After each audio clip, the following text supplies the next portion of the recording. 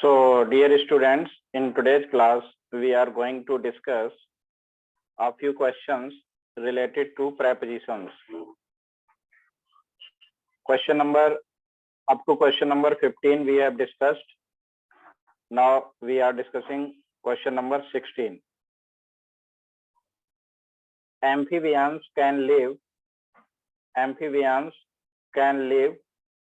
in water as well as land. तो इस question में amphibians can live in water as well as land.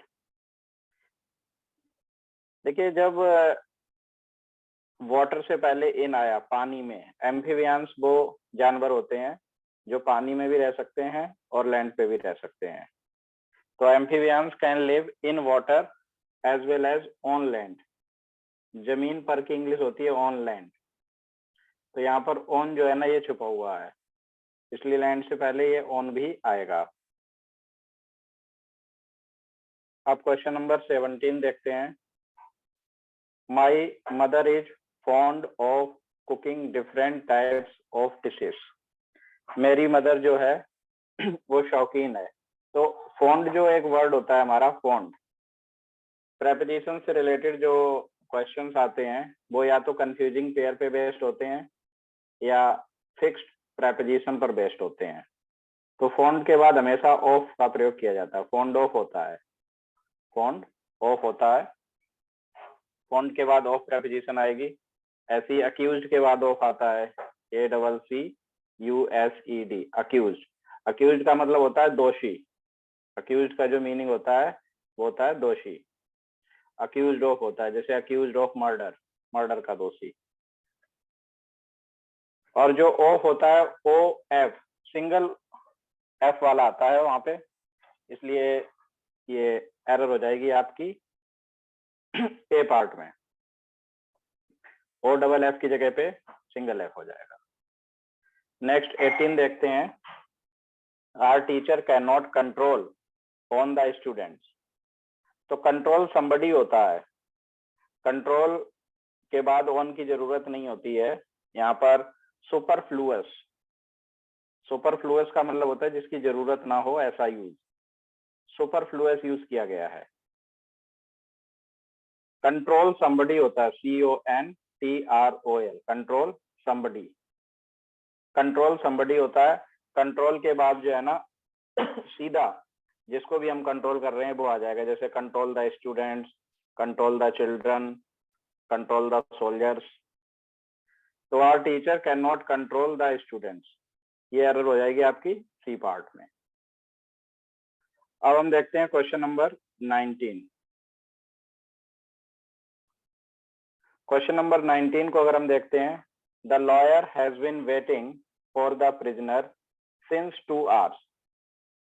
अब इस question में जो एरर दी गई है वो दी गई है सिंस और फॉर के कॉन्सेप्ट पे बेस्ड, कि सिंस कहाँ पे आता है और फॉर कहाँ पे आता है. तो सिंस का जो यूज होता है ये डेफिनेट टाइम के लिए होता है, का जो यूज है ये इनडेफिनेट टाइम के लिए होता है. इंडेफिनिट टाइम का मतलब जो ड्यूरेशन है, कोई 2 घंटे से, अगर 2 बजे से लिखा हो तो फिर सिंस आएगा. लेकिन कोई भी ड्यूरेशन लिखी होती है, जैसे यहाँ पे लिखा हुआ है 2 hours, 20 years, 2 months, तो वहां पे फॉर का यूज होगा. इसलिए 19 का जो है ना सी हो जाएगा. यहाँ पर सिंस की जगह फॉर का प्रयोग होगा. कई बार सिंस फॉर से रिलेटेड एरर आ जाती हैं. तो सिंस कहाँ पे आता है ये आपको समझना चाहिए. सिंस जब कोई पर्टिकुलर टाइम दिया होता है, जैसे 2 PM दिया है, तो ये किसी पर्टिकुलर टाइम का नाम हो गया 2 PM. या जैसे मंडे दिया है, सिंस मंडे, ये डे का नेम हो गया सिंस मंडे. ऐसे किसी मंथ का नेम दिया है मार्च, सिंस मार्च हो गया. या किसी ईयर का नेम दे दिया पर्टिकुलर, सिंस 1947. तो ऐसी कंडीशन में तो सिंस आता है. फॉर कब आएगा? फॉर जब आएगा जब ड्यूरेशन हो, कोई पर्टिकुलर टाइम ना हो.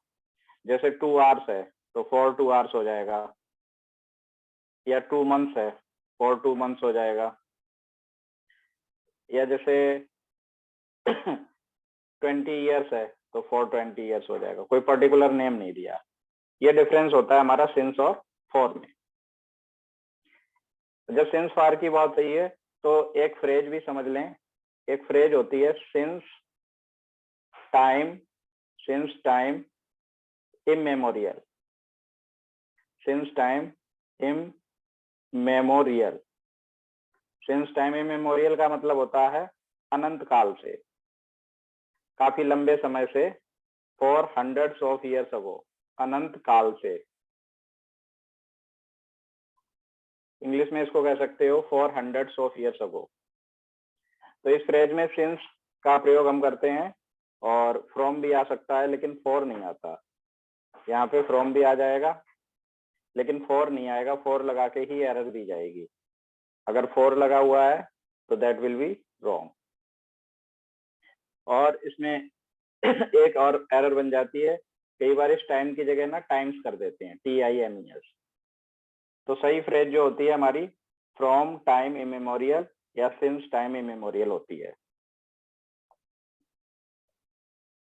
क्वेश्चन नंबर 19 के बाद देखते हैं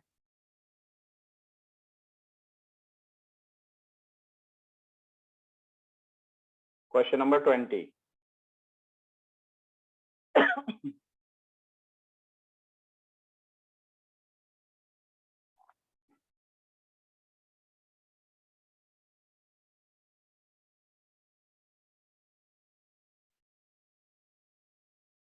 अब 20 में लिखा हुआ है Mister Bacon has great affection to his family.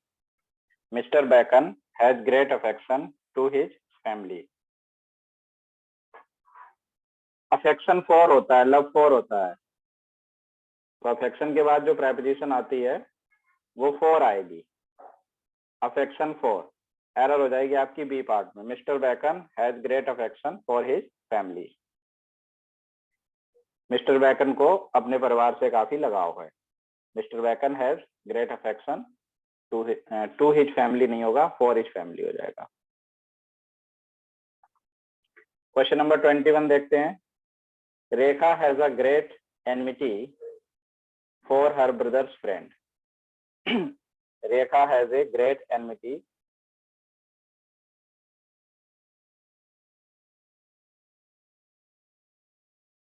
और 21 में ये जो फॉर लिखा हुआ है यहाँ पे, इस फॉर की जगह विद प्रेपोजिशन का यूज होगा कि रेखा की अपने भाई के दोस्त से दुश्मनी है। Enmity with somebody, enmity with somebody होता है। तो इसलिए फॉर की जगह हम विद कर देंगे और सेंटेंस करेक्ट हो जाएगा। क्वेश्चन नंबर 22 को देखते हैं।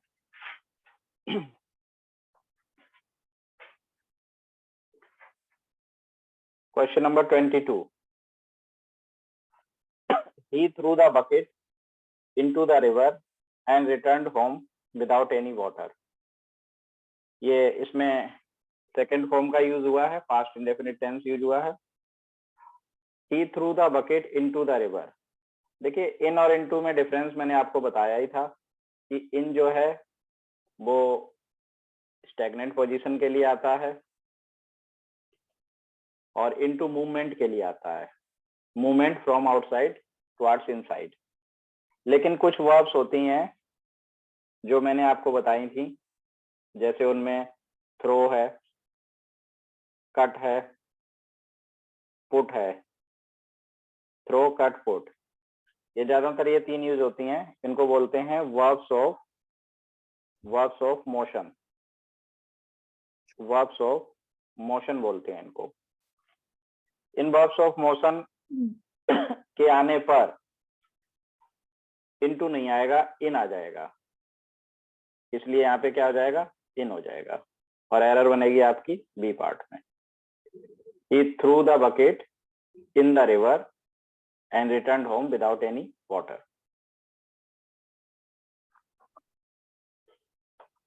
अब क्वेश्चन नंबर 23 देखते हैं। There appears to be very little understanding among the two brothers. There appears to be very little understanding among the two brothers. अब ये जो क्वेश्चन है ये बिटवीन और अमंग के कॉन्सेप्ट पर आधारित है। बिटवीन का जो यूज है वो मैंने आपको बताया था, ये टू के लिए भी आता है और मोर देन टू के लिए भी आता है। मोर देन टू के लिए जब आएगा जब नंबर डेफिनिट होगा, फिक्स्ड नंबर होगा, और अमंग के लिए जब आएगा जब मोर देन टू होगा। अमंग का प्रयोग होता है मोर देन टू के केस में, मोर देन टू के केस में अमंग का यूज किया जाता है।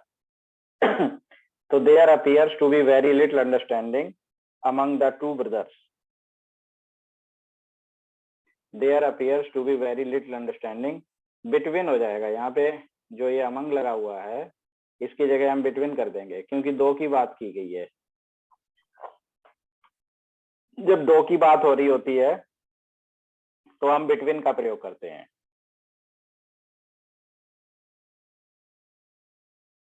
अब देखते हैं क्वेश्चन नंबर 24।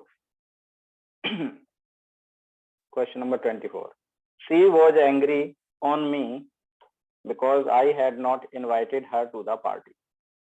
अब 24 में जो एक एरर है प्रेपोजिशन की, एंग्री विद समबडी होता है, एंग्री विद समबडी होता है। अगर आप किसी व्यक्ति से नाराज हैं,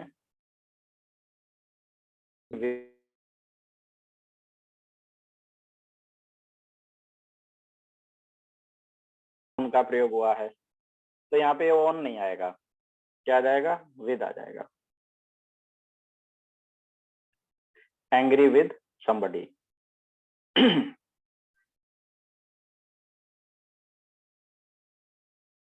एरर हो जाएगी बी पार्ट में।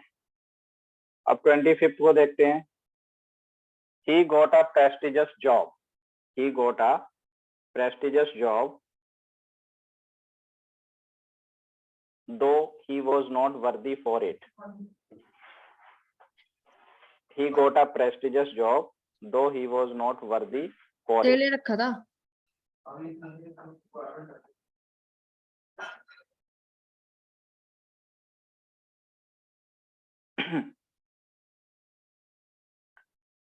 He got a prestigious job, though he was not worthy for it. अब देखिए, जो वर्दी ऑफ समथिंग होता है, वर्दी का मतलब होता है योग, वर्दी ऑफ समथिंग के योग होना, वर्दी ऑफ समथिंग। तो वर्दी के बाद कौन सी प्रेपोजिशन आएगी, ऑफ आएगी।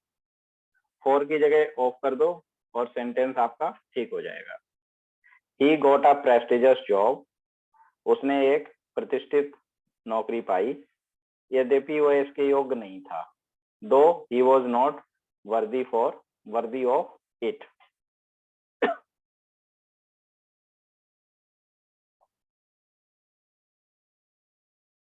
क्वेश्चन नंबर 26 को देखते हैं। ही described about the incident in a very interesting way. He described about the incident in a very interesting way. उसने इंसिडेंट को बहुत ही इंटरेस्टिंग तरीके से डिस्क्राइब किया।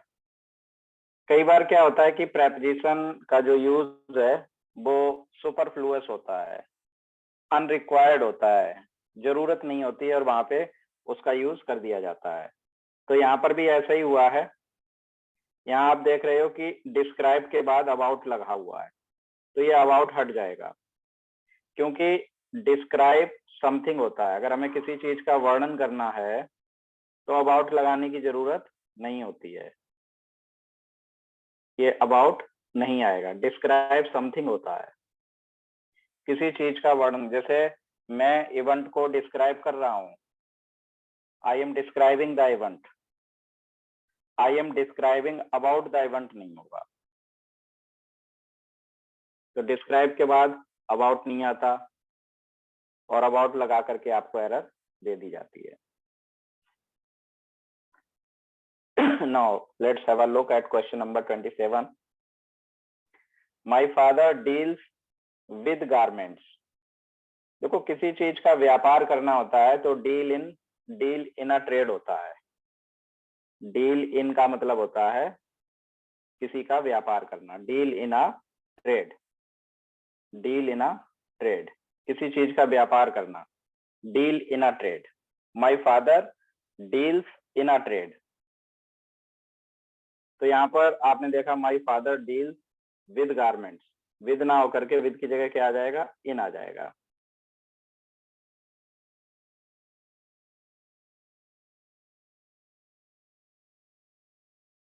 Question number 28, I can not deal from those unruly students, I can not deal from those unruly students, मैं उन unruly student से deal नहीं कर सकता हूँ। I can not deal from those unruly students, देखो किसी व्यक्ति से निपटना के लिए डील विद समबडी होता है, डील विद, डील विद का मतलब होता है निपटना, डील विद समबडी, यहाँ पर फ्रॉम नहीं आएगा तो डील विद हो जाएगा, deal with somebody. I can not deal with those unruly students, deal with somebody.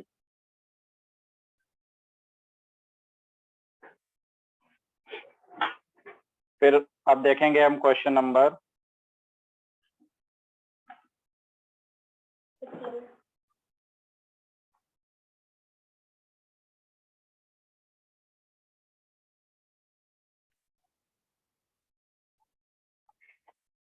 let's have a look at question number 29. Despite of working hard he failed। देखिए despite का क्या meaning होता है, के बावजूद, despite, या तो हम डिस्पाइट लिखें या इन स्पाइट ऑफ लिखें, इन स्पाइट ऑफ, दोनों का मीनिंग सेम है। डिस्पाइट का मतलब भी के बावजूद होता है और इन स्पाइट ऑफ का भी मतलब यही होता है। डिस्पाइट के बाद ऑफ नहीं आता है, इन स्पाइट के बाद ऑफ आता है। तो जो एरर दी जाती है वो इसी तरह से दी जाती है, या तो इन स्पाइट का ऑफ हटा देंगे या डिस्पाइट के साथ लगा देंगे। अब देखिए क्वेश्चन नंबर 29 में ये ऑफ हट जाएगा यहाँ से और एरर हो जाएगी आपकी ए पार्ट में कि डिस्पाइट वर्किंग हार्ड, मेहनत करने के बावजूद वह फेल हो गया, he failed. Now question number 30, Ashok married with Rekha last month. ये जो लास्ट मंथ होता है ये पास्ट इंडेफिनिट का हमारा इंडिकेटर होता है। जब भी आपको लास्ट मंथ, लास्ट ईयर इस तरह की एक्सप्रेशन मिलती है तो आप ये समझ जाएं कि पास्ट इंडेफिनिट में सेंटेंस बनेगा। ये तो बात हुई टेंस की। अब मैरी समबडी होता है, मैरी समबडी, एक्टिव में अगर सेंटेंस बनेगा तो मैरी के साथ विद नहीं आएगा, और पैसिव में मैरिड टू हो जाता है। जैसे Rekha was married to Ram, Rekha was married to Ashok. Passive voice में मैरिड के बाद टू आएगा, विद का प्रयोग नहीं होता है। तो यहाँ पे जो एरर है 30 में, ये बी पार्ट में एरर है। Ashok married Rekha last month.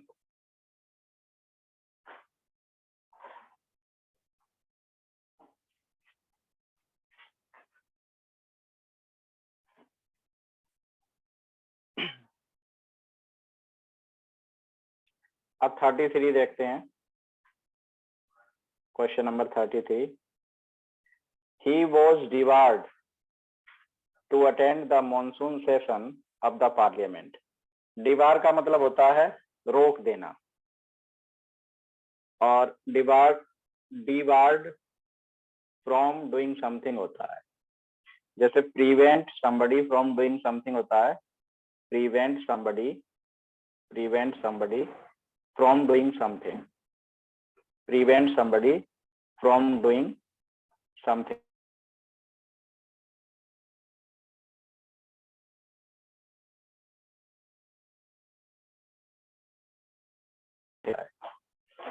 debar somebody from doing something। दीवार somebody from doing something होता है, किसी को कुछ करने से रोकना। तो यहाँ पे जो एरर बनेगी आपकी ए पार्ट में बनेगी, टू अटेंड की जगह क्या हो जाएगा, फ्रॉम अटेंडिंग, फ्रॉम अटेंडिंग हो जाएगा, क्योंकि प्रेपोजिशन के बाद आईएनजी फॉर्म आएगी, फ्रॉम आएगा और अटेंड का अटेंडिंग हो जाएगा। क्वेश्चन नंबर 34 देखते हैं। We will have to await for the result as the management is on strike. हमें रिजल्ट का इंतजार करना पड़ेगा क्योंकि जो मैनेजमेंट है वो स्ट्राइक पे है। We will have to await, देखिए अवेट समथिंग होता है, अवेट समथिंग होता है किसी चीज का इंतजार करना और वेट फॉर समथिंग होता है, वेट के बाद फॉर आता है और अवेट के बाद फॉर नहीं आता। ये दो बातें आपको ध्यान रखनी है। तो यहाँ पे क्या किया गया, अवेट के बाद फॉर लगाया गया है, ये पार्ट में एरर हो गई और ये फॉर हटेगा, फॉर का यूज नहीं होगा यहाँ पे। Question number 35, he should refrain to associate himself with any party because people have faith in his integrity. उसे दूर रहना चाहिए किसी भी पार्टी से मिलने से क्योंकि लोग उसकी ईमानदारी में विश्वास रखते हैं। अब देखिए इसमें रिफ्रेन फ्रॉम डूइंग समथिंग होता है, किसी काम को करने से बचना। रिफ्रेन का मतलब होता है बचना, refrain, refrain from doing something, refrain from doing something, किसी काम को करने से बचना, रिफ्रेन फ्रॉम डूइंग समथिंग। तो रिफ्रेन के बाद टू आएगा,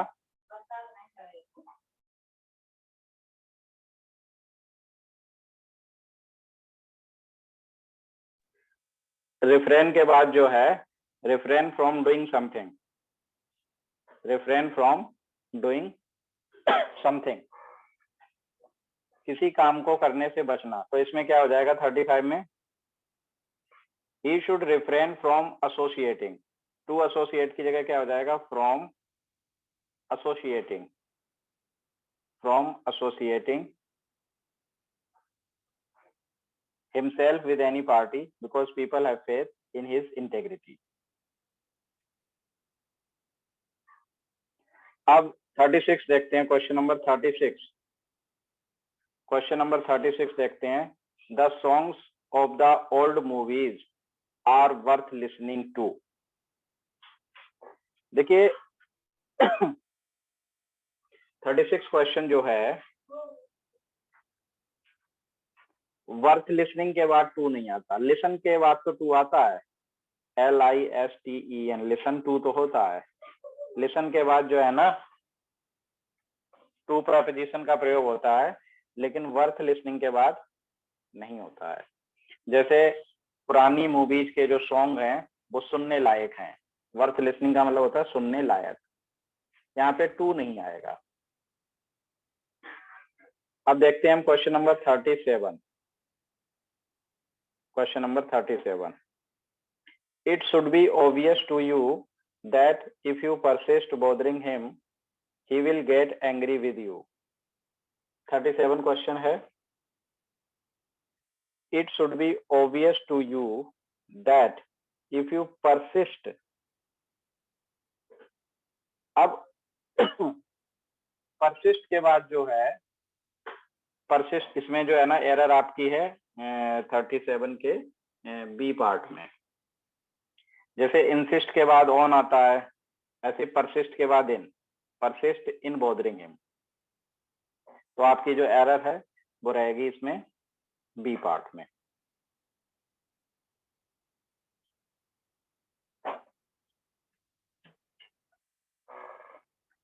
अब देखते हैं question number 38, I certainly differ with you in this matter,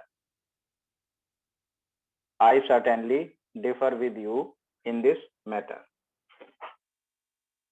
differ from somebody होता है, किसी से अलग होना, तो अलग होना तो उसके साथ प्रेपोजिशन क्या आएगी, डिफर फ्रॉम समबडी।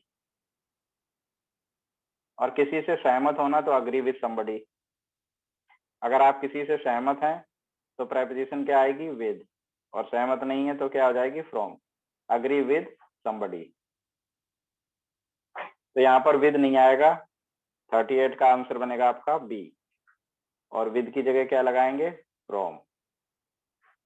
विद की जगह फ्रॉम आएगा, क्योंकि डिफर फ्रॉम समबडी होता है किसी से अलग होना, और अग्री विद समबडी का मतलब होता है किसी के साथ होना, किसी से सहमत होना। क्वेश्चन नंबर 39 को देखते हैं। He had a suspected fracture, so he was admitted into the hospital. उसको एक सस्पेक्टेड फ्रैक्चर था, इसलिए उसे अस्पताल में भर्ती कराया गया। He had a suspected fracture, so he was admitted into the hospital. अब इसमें देखिए, एडमिट somebody to somewhere होता है। एडमिट somebody, किसी को एडमिट कराना, टू ए प्लेस। वो प्लेस हॉस्पिटल हो सकता है, कॉलेज हो सकता है, स्कूल हो सकता है, तो admit somebody to a place होता है। इसलिए यहाँ पे जो इनटू है इसकी जगह क्या आ जाएगा, टू आ जाएगा। और एरर कहाँ बनेगी, 39 के सी में। He had a suspected fracture, so he was admitted into the hospital.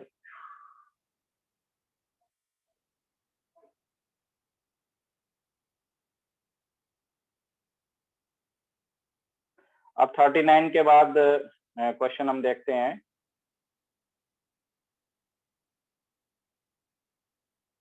Question number 40।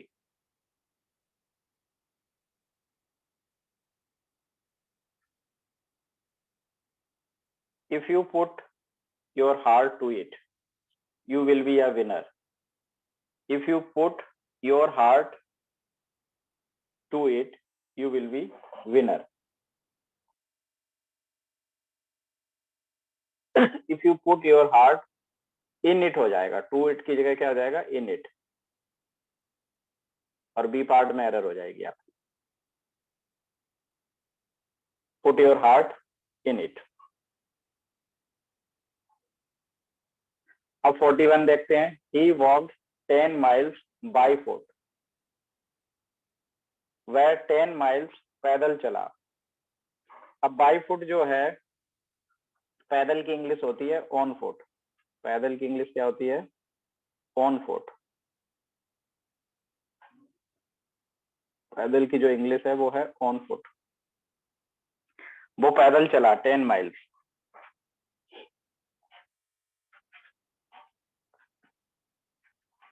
Next देखते हैं।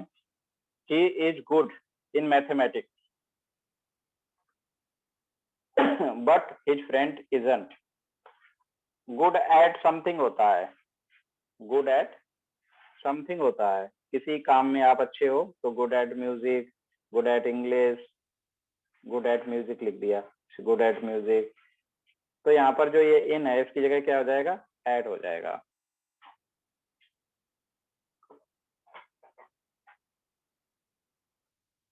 अब देखते हैं question number 43। Question number 43। Those who are in power have to be sensitive of the sufferings of the poor. Those who are in power have to be sensitive. Those who are in power have to be sensitive.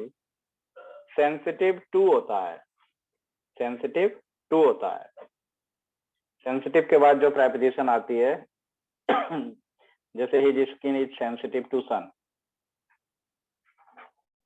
तो यहाँ पे of के बाद क्या आ जाएगा, to। sensitive to something, sensitive, ध्यान रखना है आप लोगों को, इस सेंसिटिव के बाद प्रेपोजिशन आएगी to. Sensitive to something, sensitive to something.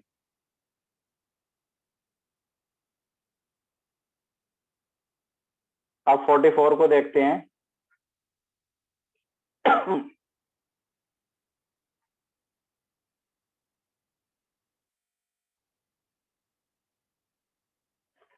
Which newspaper do you subscribe for.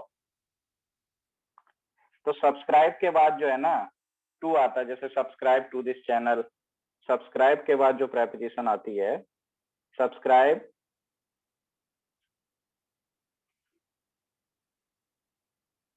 Subscribe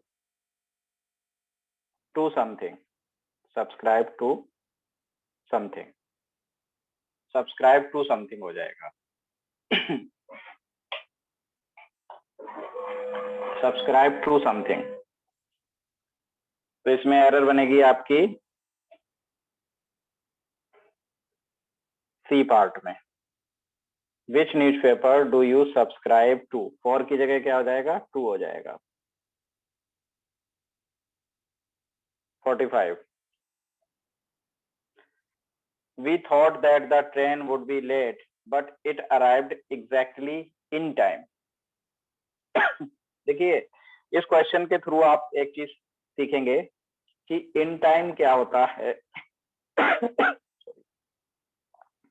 in time and on time,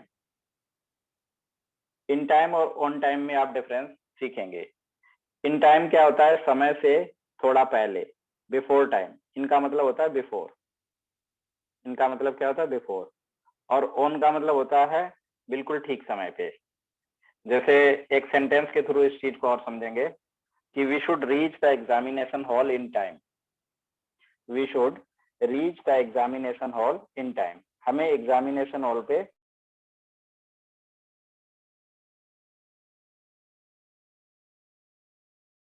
examination होता है वो बिल्कुल ठीक समय पे शुरू होता है। एग्जामिनेशन जो है वो बिल्कुल ठीक समय पे शुरू होता है। तो यहाँ पे ये जो एग्जैक्टली लिखा है तो एग्जैक्टली ऑन टाइम हो जाएगा। जब एग्जैक्टली लिखा है तो इनकी जगह क्या हो जाएगा, ऑन, बिल्कुल ठीक समय पे आई, ना आगे ना पीछे। डिस्पाइट से रिलेटेड देखो एक क्वेश्चन फिर आ गया, कितना भी बड़ा सेंटेंस हो एरर बिल्कुल छोटी होती है, क्योंकि डिस्पाइट के बाद ऑफ नहीं आता। और डिस्पाइट का जो मीनिंग होता है वो होता है के बावजूद, मतलब ऐसा होने पर भी, के बावजूद। डिस्पाइट रिपीटेड वार्निंग्स के बावजूद he touched a live electric wire and was electrocuted, और उसको करंट लग गया।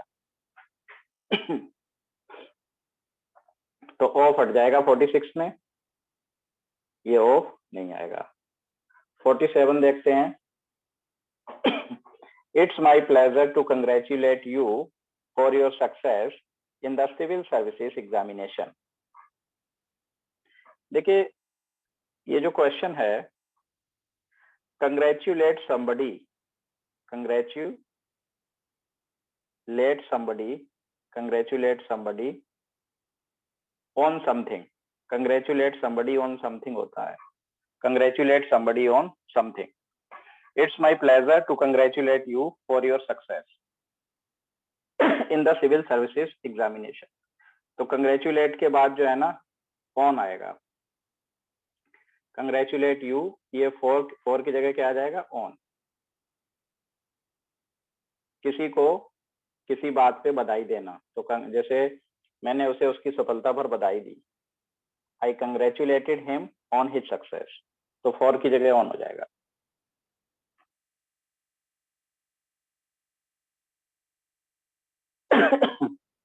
फोर्टी 48 देखते हैं। I will avail myself with this golden opportunity, I will avail myself with this golden opportunity.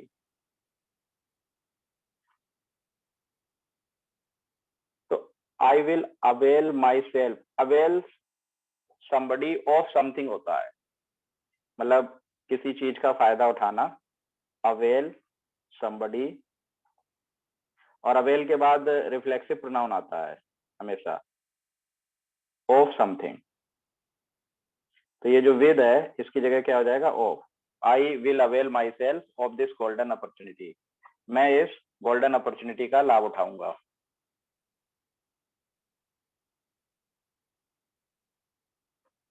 It is 2:30 in my watch.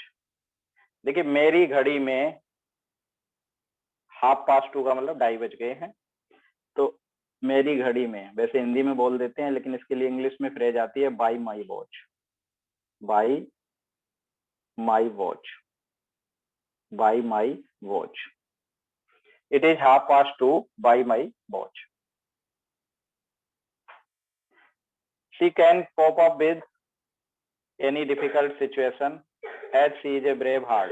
She can cope up with, तो cope up with का मतलब निपटना होता है, और cope with आएगा, ये आपकी जरूरत इसमें नहीं होती है। तो 50 का जो आपका आंसर बनेगा वो बी बनेगा, कि वो किसी भी डिफिकल्ट सिचुएशन से निपट सकती है क्योंकि वो एक ब्रेव पर्सन है। तो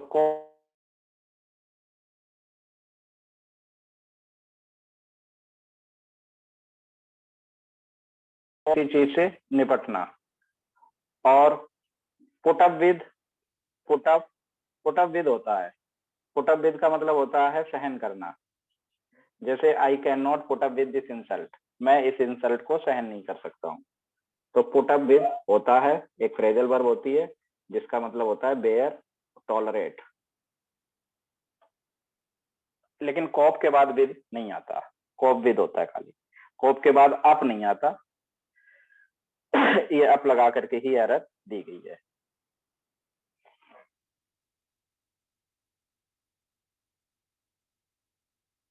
Now let's have a look at question number 51. Ravi told to his friend to buy a car. देखिए, जब हम डायरेक्ट से इनडायरेक्ट स्पीच में सेंटेंस को चेंज करते हैं तो सेड टू किस में कन्वर्ट हो जाता है? टोल्ड में। सेड टू किस में कन्वर्ट होता है? टोल्ड में, ना कि टोल्ड टू में। तो टोल्ड के बाद टू नहीं आता, टोल्ड somebody होता है, टेल somebody, किसी को कुछ बताना। तो क्या होगा? टेल somebody, टेल somebody होगा, किसी को कुछ बताना। Ravi told his friend to buy a car. Ravi told के बाद टू नहीं आएगा, टोल्ड के बाद ये जो टू लगा है ये एरर होती है क्योंकि टोल्ड somebody होता है। तो 51 में जो आपकी एरर बनी वो बी पार्ट में बनी है। Now let's have a look at question number 52. He is accused with committing the murder. He is accused with committing the murder. अभी मैंने आपको बताया था कि कुछ सर्टन वर्ड्स होते हैं और उन सर्टन वर्ड्स के बाद कुछ सर्टन प्रेपोजिशंस आती हैं। तो जैसे ये अक्यूज्ड है, अक्यूज्ड का मतलब होता है गिल्टी या दोषी, तो अक्यूज्ड के बाद ऑफ का प्रयोग होता है। जैसे मर्डर का दोषी, तो ही इज अक्यूज्ड, ये विद की जगह क्या हो जाएगा? ऑफ हो जाएगा, और एरर बनेगी आपकी बी पार्ट में कि he is accused of committing the murder. Commit का मतलब होता है करना, जैसे मर्डर करना, वो मर्डर करने का दोषी है। तो अक्यूज्ड के बाद ध्यान रखना है आपको, हमेशा ऑफ आता है। और एक वर्ड और मैंने बताया था आपको, फॉन्ड ऑफ होता है, और फॉन्ड ऑफ का मीनिंग क्या होता है? शौकीन। जैसे वह क्रिकेट का शौकीन है, he is fond of cricket. Now let's have a look at question number 53। 53 में देखो वही एरर आई है, ये एरर पहले भी आ चुकी थी कि डिस्क्राइब के बाद जिसको भी डिस्क्राइब करना है वही चीज आ जाती है, अबाउट की जरूरत नहीं होती है। तो डिस्क्राइब समथिंग होता है, जैसे the poet described the spring season, poet ने स्प्रिंग सीजन को डिस्क्राइब किया, ये अबाउट नहीं आएगा, और एरर बनेगी आपकी बी पार्ट में। 54 को देखते हैं। The atmosphere comprises of many inert gases also. जो हमारा एटमोस्फियर है वो से मिलकर बनता है। कंप्राइज का मतलब होता है से मिलकर बना होना। और एक चीज ध्यान रखना, कंसिस्ट के बाद तो ऑफ होता आता है, कंसिस्ट का मतलब भी होता है से मिलकर बना होना। कंसिस्ट ऑफ होता है लेकिन कंप्राइज के बाद ऑफ नहीं आता, कंप्राइज खाली आता है। तो कंप्राइज के बाद ऑफ लगा करके एरर दे दी जाती है एग्जाम में, जैसे कि ये 54 में है कि द एटमोस्फियर कंप्राइजेज, ये ऑफ हट जाएगा और एरर बनेगी आपकी बी पार्ट में।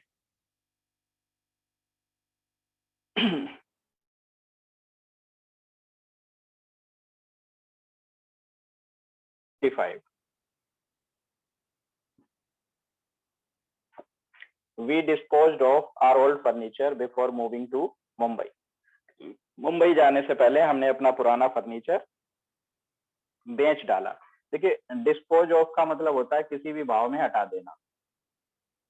डिस्पोज ओ एफ आता है, इसमें डबल एफ नहीं आएगा, इसलिए we disposed of. A part में एरर हो जाएगी, ये ओ डबल एफ की जगह ओ एफ हो जाएगा, सिंगल एफ आएगा।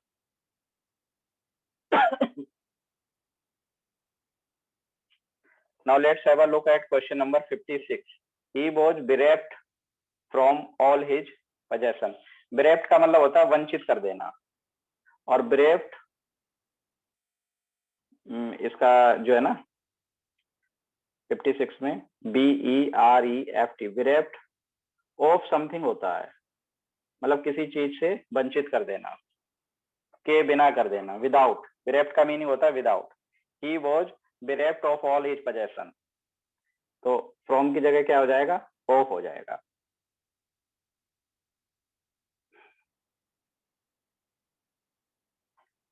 Now let's have a look at question number 57. He assented,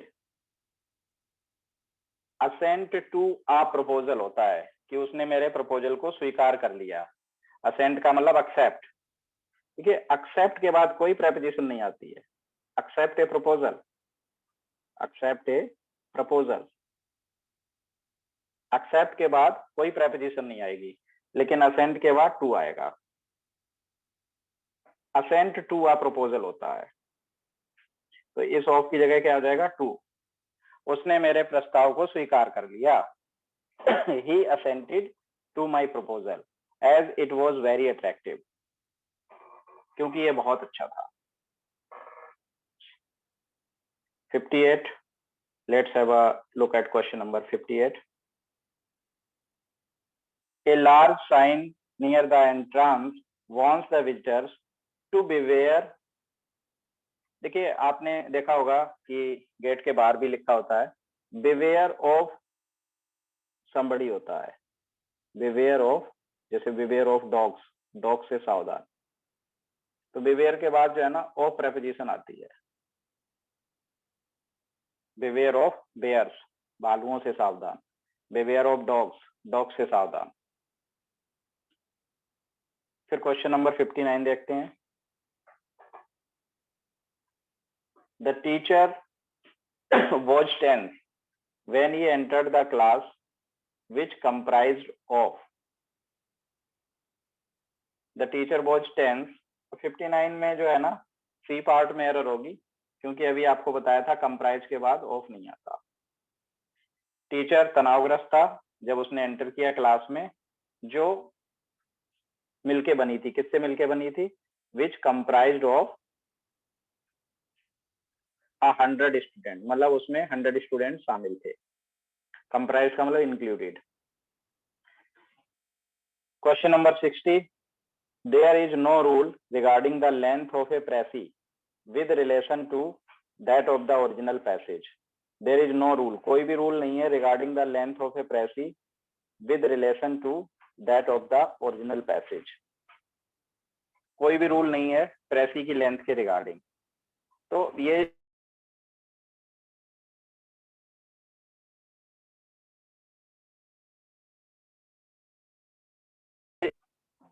कुछ हमारी जो फ्रेजेज हैं वो सेट हैं बिल्कुल।